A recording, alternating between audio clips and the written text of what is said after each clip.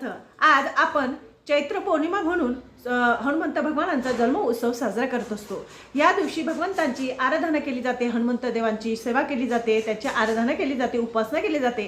तर आपल्या घरामध्ये संकट दुःखांचा नाश निश्चित होतो। पण आपल्यावर जर शारीरिक मानसिक आजार असेल किंवा खूप मोठा आजार असेल, आजारातून बरं होत नसेल, बाहेरील बाधा असेल, संकट असतील, दुःख असतील तुमच्या जीवनामध्ये, तर हा उपाय तुम्ही निश्चितच करायचा आहे।